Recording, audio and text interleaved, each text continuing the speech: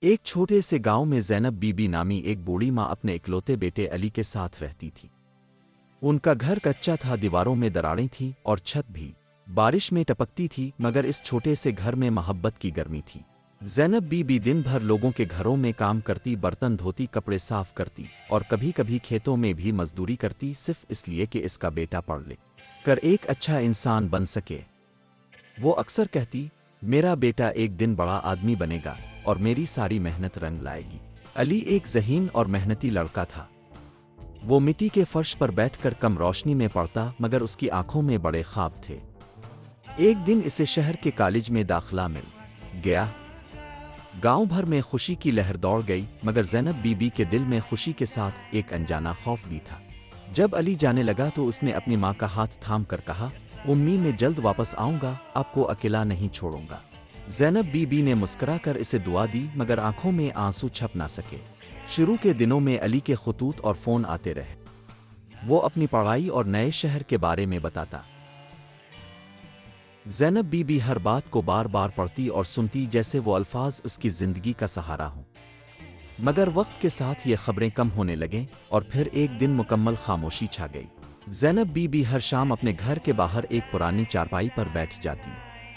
وہ دور سڑک کی طرف دیکھتی رہتی، جیسے ابھی علی آ جائے گا۔ گاؤں والے اسے تسلی دیتے، اماں وہ اب بڑا آدمی بن گیا ہوگا، مصروف ہوگا۔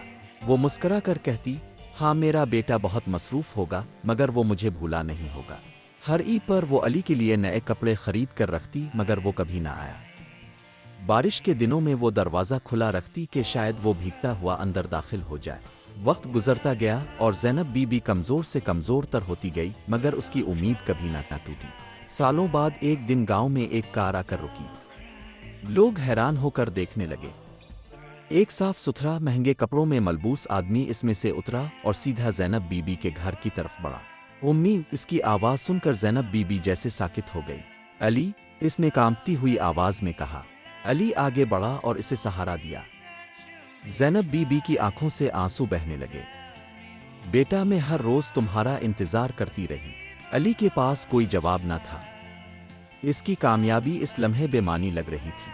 رات کو علی نے کہا، امی میں آپ کے لیے سب کچھ لے آیا ہوں، پیسے، آرام، بڑا گھر۔ زینب بی بی نے اس کا ہاتھ پکڑ کر آہستہ سے کہا، بیٹا مجھے صرف تم چاہیے تھے۔ یہ الفاظ علی کے دل میں گہرائی تک اتر گئے۔ چند دن بعد زینب بی بی بیمار ہو گئی۔ وہ زیادہ بات نہیں کرتی تھی، بس علی کو دیکھتی رہتی، جیسے سالوں کا انتظار اپنی آنکھوں میں سمیٹ رہی ہو۔ ایک شام جب سورج غروب ہو رہا تھا اور آسمان سنہری رنگ میں ڈوبا ہوا تھا، زینب بی بی نے دھیمی آواز میں کہا، علی، تم آ گئے، اب میں سکون سے جا سکتی ہوں۔ اور پھر اس نے آہستہ سے آنکھیں بند کر لیں۔ علی ٹوٹ گیا۔